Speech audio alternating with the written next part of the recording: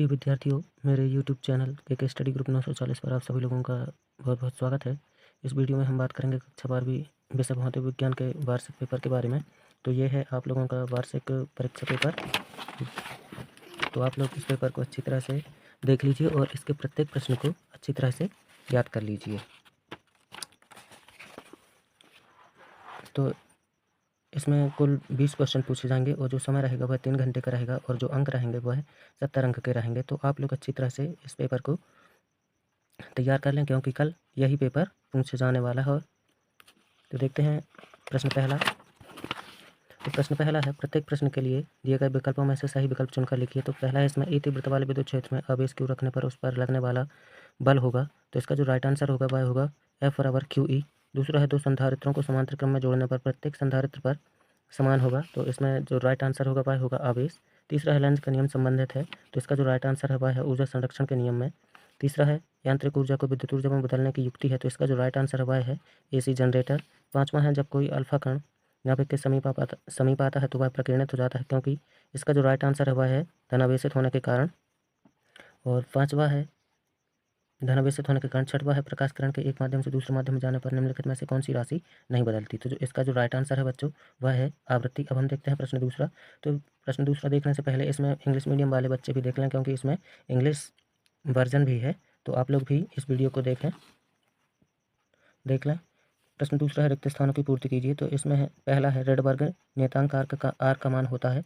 तो इसका जो मान होता है वह होता है 1.097 × 10⁻7 प्रति मीटर।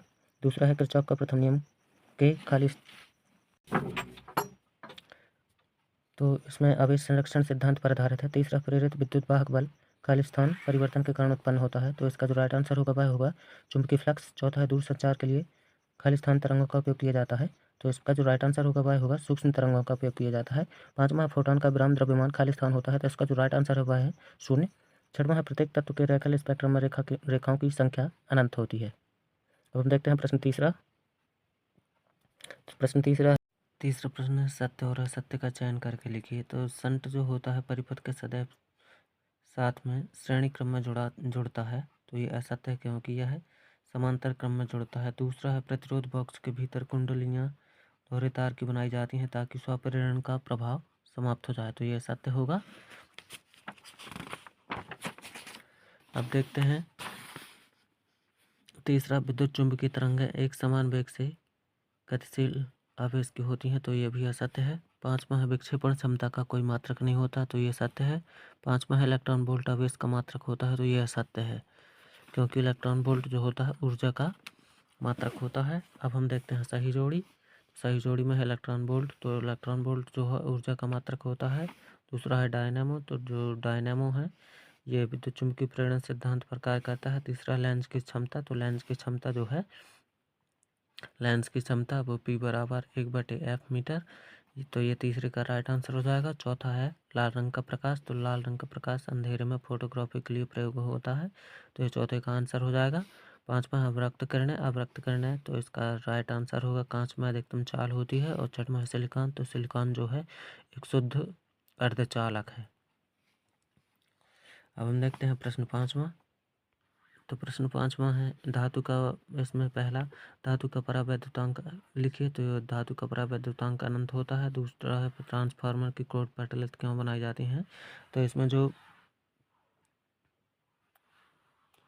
भावर होती हैं, भावर धाराओं के प्रभाव को कम किया जाता है, इसलिए ट्रांसफार्मर की कोट प्रचलित बनाई जाती है। तीसरा है, एक पूर्ण चक्र में प्रत्यावर्ती धारा का औसत मान कितना होता है। तो औसत मान 0 होता है।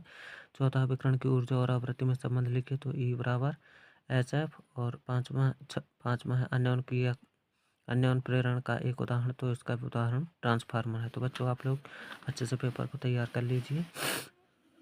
प्रश्न छठवां है बच्चों, तो समविभव पृष्ठ किसे कहते हैं। तो समविभव पृष्ठ जिसमें विद्युत क्षेत्र में वह पृष्ठ जिसके हर बिंदु पर विभव समान होता है उसे समविभव पृष्ठ कहते हैं। अथवा चुंबकीय फ्लक्स क्या है, इसका SI मात्रक क्या है। तो जो चुंबकीय फ्लक्स है किसी तल से गुजरने वाली चुंबकीय क्षेत्र का परिमाण होता है, और इसका जो मात्रक होता है वह वेबर होता है। ओम का नियम। तो यदि किसी चालक तार की भौतिक परिस्थितियों में परिवर्तन न किया जाए तो उसमें प्रवाह बहने वाली धारा उसके सिरों पर लगाएगा विभवांतर के समानुपाती होती है, अर्थात भी समानुपाती आई और या भी बराबर आर आई। तो जो भी है वह विभवांतर है, आर प्रतिरोध और आई धारा है।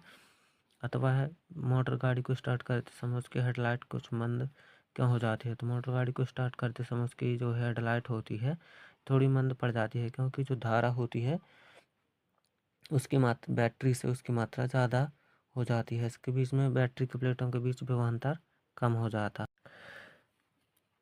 प्रश्न 8वां है एम्पियर का परिपथीय नियम लिखिए अथवा चुंबकीय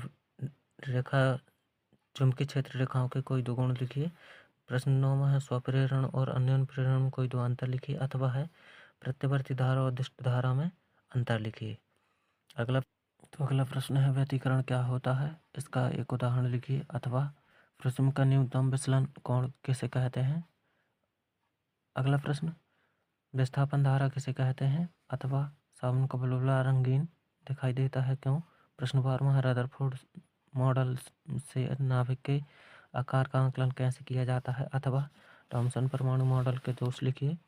प्रश्न 11वां है किसी नाभिक की बंधन ऊर्जा से क्या तात्पर्य है अथवा आंतरक्रांतिक द्रव्यमान से आप क्या समझते हो।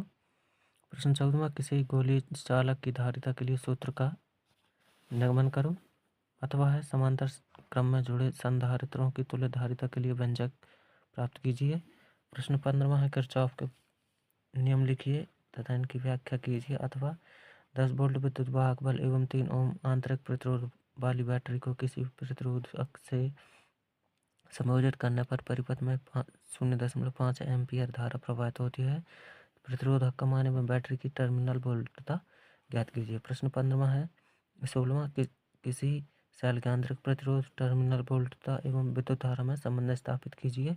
अगला प्राथमिक एवं द्वितीयक इंद्रधनुष में 4 अंतर लिखिए अथवा है हाइगन के द्वितीयक तरंगिकाओं के सिद्धांत को समझाइए। प्रश्न 18वां है NAND की गेट की सहायता से OR तथा AND गेट कैसे प्राप्त करेंगे, चित्र की सहायता से स्पष्ट कीजिए अथवा है PN संधि डायोड की कार्यविधि अग्र अभिनति और पश्चात अभिनति में अंतर समझाइए। अगला प्रश्न है प्रश्न 19वां स्वप्रेरकत्व क्या है, एक लंबी परिनालिका के स्वप्रेरकत्व का व्यंजक निगमित कीजिए अथवा किसी प्रिज्म के पदार्थ के अपवर्तनांक के लिए सूत्र स्थापित कीजिए। प्रश्न 20वां है गोली दर्पण के लिए दर्पण सूत्र स्थापित कीजिए अथवा है ट्रांसफार्मर की निम्न व्याख्या बिंदुओं के आधार पर कीजिए। तो पहला इसमें निम्नांकित चित्र बनाइए, दूसरा सिद्धांत, तीसरा है परिणमन अनुपात का सूत्र और चौथा है ऊर्जा क्षय के कारण इन्हें कम करने के उपाय। तो